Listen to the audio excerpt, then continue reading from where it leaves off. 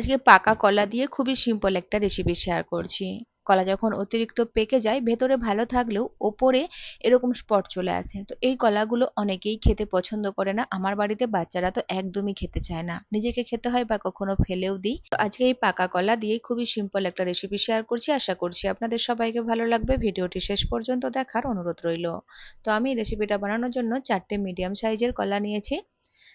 তো নিজেদের হিসেবে কম বেশি করে নিতে পারেন। কলাগুলোকে খোসা ছাড়িয়ে খুব ভালো করে পরিষ্কার করে নিলাম। এখন একটা ছুরি দিয়ে স্লাইস করে কেটে নেব।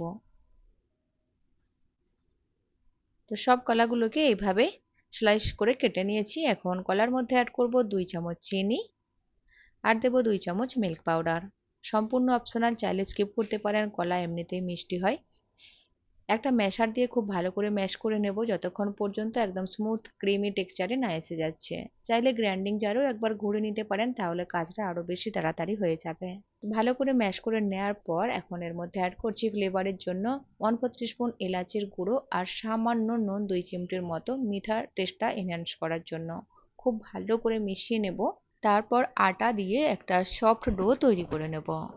আমি আজকের রেসিপি আটা দিয়ে তৈরি করছি, চাইলে ময়দা দিয়ে করতে পারেন, আবার আটা ময়দা মিক্স করেও করতে পারেন। তবে খেয়াল রাখতে হবে একসাথে বেশি পরিমাণে আটা বা ময়দা অ্যাড করলে হবে না, তাহলে ডোটা টাইট হয়ে যাবে, পরে দুধ বা জলের প্রয়োজন পড়তে পারে। তো প্রয়োজন মতো ধীরে ধীরে আটা অ্যাড করব আর এভাবে করে একটা মিডিয়াম সফট ডো তৈরি করে নেব। তো দেখতেই পাচ্ছেন একটা ডো তৈরি হয়ে গেছে। এখন এর মধ্যে দিয়ে দেব 1 চামচ ঘি। রিফাইন্ড তেলও দিতে পারেন। ঘিটাকে খুব ভালো করে লাগিয়ে নেব।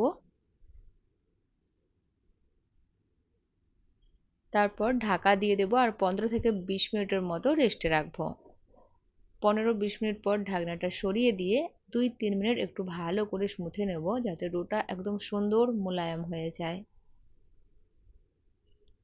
তো 2-3 মিনিট সুন্দর স্মুথে নিয়ে এখন লেচি কেটে নেব। চপিং বোর্ডের মধ্যে নিয়ে এইভাবে একটু রোল করে নিচ্ছি, তাহলে এক সাইডটা একটু পাতলা হয়ে যাবে। তারপর ছোট ছোট করে পোর্শন কেটে নিচ্ছি।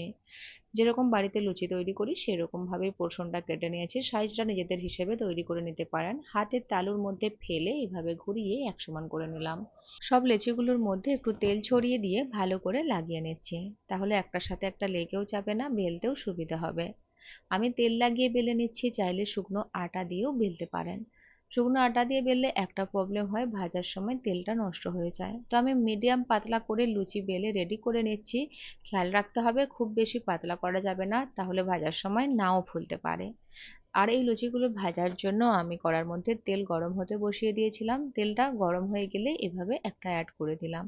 ওপরের দিকে ভেসে উঠলেই এভাবে এক সাইড দিয়ে চাপ দিলেই ফুলে উঠবে। তারপর পাল্টে দিলাম, অপর সাইডটা ভেজে নিয়ে তেল থেকে তুলে নিচ্ছি। কড়ার মধ্যে যদি বেশি পরিমাণ জায়গা থাকে তাহলে একসাথে 2-3টেও অ্যাড করে ভেজে নিতে পারেন।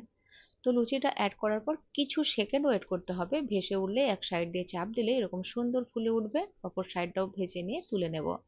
ডিপ ফ্রাই যদি পছন্দ না করেন, রুটি বা পরোটার মতো করেও সেঁকে নিতে পারেন।